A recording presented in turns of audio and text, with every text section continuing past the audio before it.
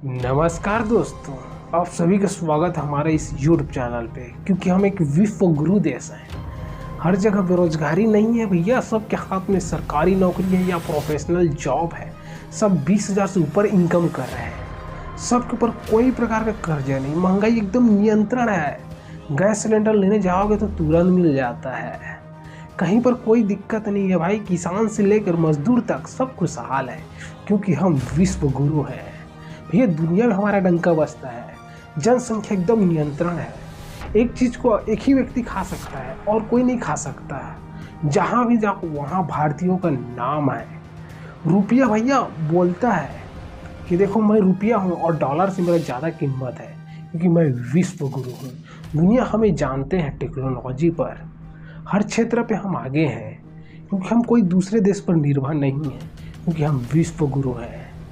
समझ रहे हो ना भैया। पाकिस्तान हमेशा हमसे हारता है क्योंकि हम उससे बड़ा देश है। मालदीव हमारे से आंख उठा के बात नहीं करता। बांग्लादेश हमको नज़र नहीं मिला पाता क्योंकि हम विश्व गुरु हैं। दुनिया हमारा डंका बजता है भाई कि कोई भारत देश है। मोदी जी सब नियंत्रण को संभाल के रखे हैं भैया। जब से गुजरात से केंद्र में आए हैं ना, मतलब अच्छे दिन आना चालू हो गया है। 2014 से ऐसा अच्छा दिन आया कि भैया इनकम जस्ट दुगना, कोई महंगाई नहीं बढ़ा है। सब एकदम बैलेंस में चल रहा है भैया।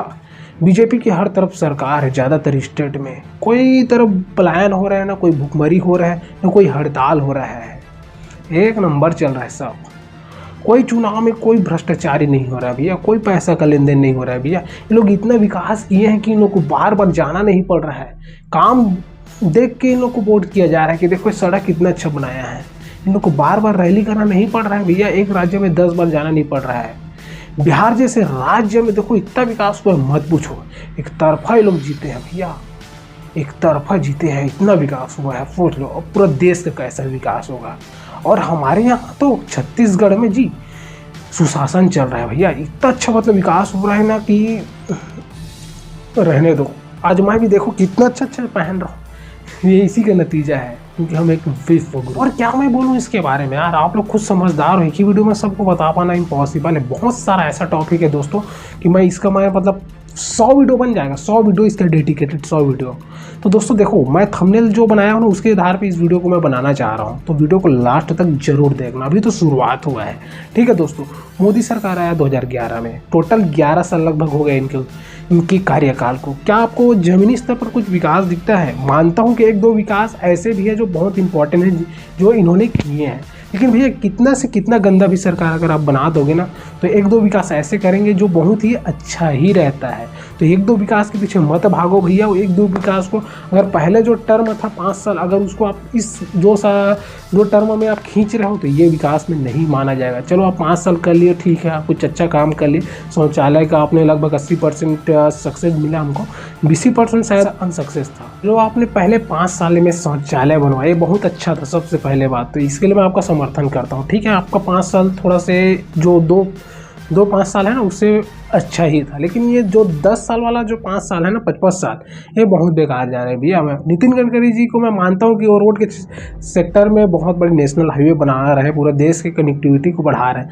लेकिन भैया ये भी कोई ज़्यादा दिन का नहीं है। बहुत करप्शन है। बहुत सारे मैं वीडियो को भी देखा, न्यूज़ चैनल में देखो, रोड बहुत सारे गड्ढे पड़ जा रहे, बनना चालू हो रहे, उखड़ना चालू हो जा रहा है। कोई मतलब नहीं हो रहा भैया। ये लगभग भी नितिन गडकरी जी का भी जो रोड मॉडल है अमेरिका जैसा बना दो का बोले थे, ये मेरे को तो नहीं लगता कि ये सक्सेस हो पाएगा। क्योंकि हर क्षेत्र में देखो आप करप्ट है। मैं बीजेपी का ना एक ही नेता को मानता था, नितिन गडकरी जी को। लेकिन इनका भी अब वीडियो में बहुत सारा देख चुका हूँ और इनके बारे में बहुत सुन चुका हूँ कि अब ये भी मतलब अनसक्सेसफुल नहीं नेता के लिस्ट में आ गए हैं। क्योंकि देखो अभी तक ये रोड कनेक्टिविटी बनाने से नहीं होता, लंबे समय से टिकना भी चाहिए भैया। अगर तुम इतना पैसा इन्वेस्ट कर रहे हो तो कम से कम 20 साल कम से कम तो रोड का अस्तित्व रहना ही चाहिए कि भैया फलाना मंत्री ने बनाया है और अभी इसमें चल रहे 20 साल हो गए। ये होता है एक अच्छे नेता की पकड़ और उसके सिस्टम का। अगर तुम जिस विभाग में हो, अगर उस विभाग में अगर तुम नहीं कर पा रहे हो तो या तो तुम में कमी है, या तो तुम रिजाइन दे दो भैया, तुम्हारे से नहीं हो पा रहा है, या तो नहीं तो पूरा करप्ट हो रहा है। और यही नहीं है दोस्तों बीजेपी का डाउनफॉल नीचे जाते हुए, इसका बहुत बड़ा और फैक्ट है। देखो दोस्तों, संसद में हमेशा ही हम मेन मुद्दा पे कभी किसी भी नेता को बात करते हुए नहीं देखते। खास करके विपक्ष के 2-4 नेता ही हैं जो पूरा मतलब एक स्ट्रांगली मतलब फाइट करते हैं सत्ताधारी पक्ष को, कि शिक्षा, स्वास्थ्य या बेरोजगारी, जनसंख्या, महंगाई कैसे दूर किया जाए, इसके बारे में आवाज़ उठाते हैं। लेकिन बीजेपी नेता लोग ज़्यादातर धर्म के नाम पे बांटने लग जाते हैं लोगों को। क्या धर्म है जी तुम्हारा? हिंदू। कहीं पर मुसलमान शब्द आता है ना तो ऐसे टूट पड़ते हैं कि मत पूछो, इसको और आपस में लड़वाना चालू।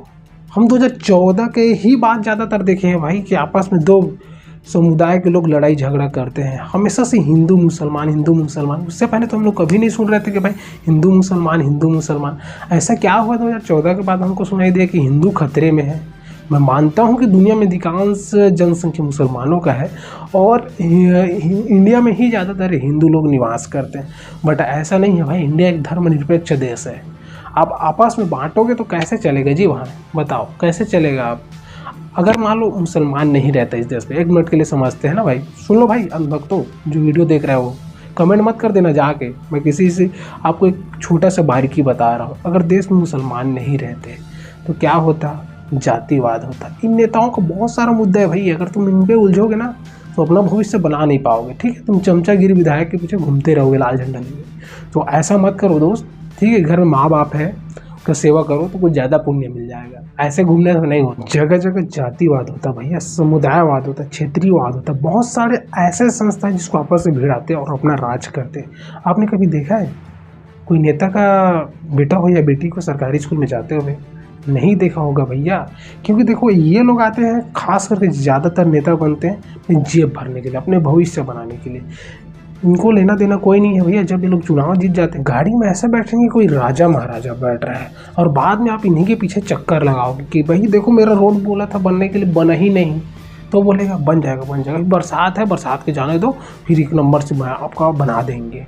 यही होता है। और आगे की वीडियो को देखो, इसके सेकंड